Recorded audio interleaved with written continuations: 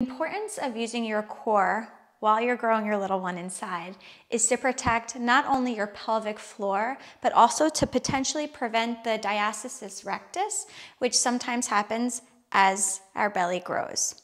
So in order to minimize the potential of having that, you want to stack your spine as much as you can.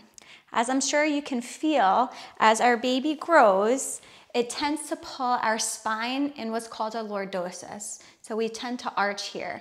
You can see how that's going to expand the front of my core.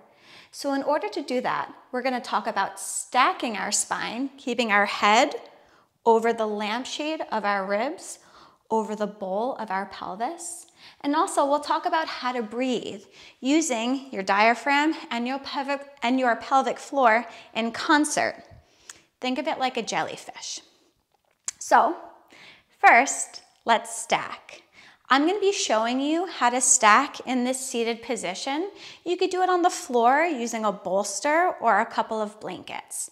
First, you want to make sure if you're sitting in a chair that your knees are bent at a 90-degree angle, your ankles are at a 90-degree angle, and your hips are at a 90-degree angle. I'm just going to show you from the side.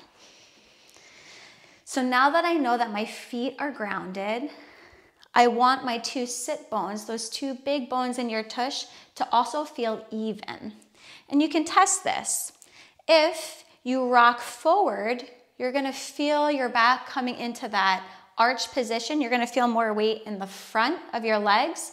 And if we sit with that posture that a lot of us do at the end of the day, kind of rounded, you're going to feel the weight shift forward. So we want to find the middle. So you can rock forward and back until you find the middle and you have your sit bones grounded.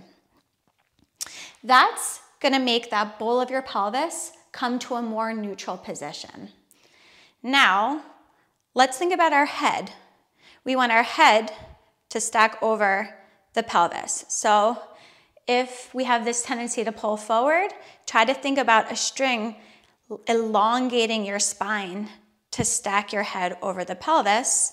And now we have to think about that lampshade right in the middle. So again, as our belly grows, we have a tendency to arch.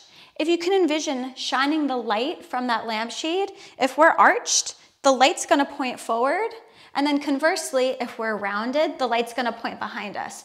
We want to find that perfect medium where the light shines directly into the pelvis. So now putting it all together, head over lampshade of the pelvis, over the bowl.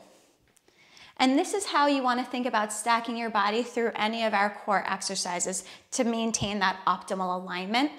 And again, thinking about elongating or the string pulling you from right here, just below your neck, elongating your spine will help you gently start to activate your transverse abdominis muscle, which is the big muscle that wraps around. And it's the muscle we work quite a bit in our prepartum classes to control or try to stabilize our spine to the best of our ability as our body changes. So now that we've stacked, let's think about our breath. We want to use both our diaphragm and our pelvic floor with our breath. So think about taking a nice big breath. As your lungs expand, you want to move from the ribs both side to side and front to back. So think about a 360-degree circle and then exhale all the air out. Now, you can always put your hands here and feel how your ribs move. So again, inhale and exhale. Now what's happening as your lungs expand on your inhale, your diaphragm is going to drop down into the belly to allow for the space for your lungs. At the same time, your pelvic floor is going to drop down so that the abdominal contents isn't squished. So think of it like a jellyfish.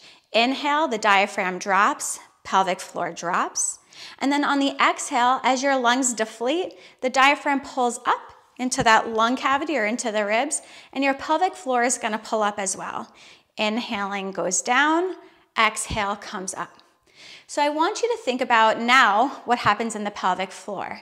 As we inhale, we want that pelvic floor to release. Think about the pelvic floor like a diamond, and you want to just elongate all points of that pelvic floor.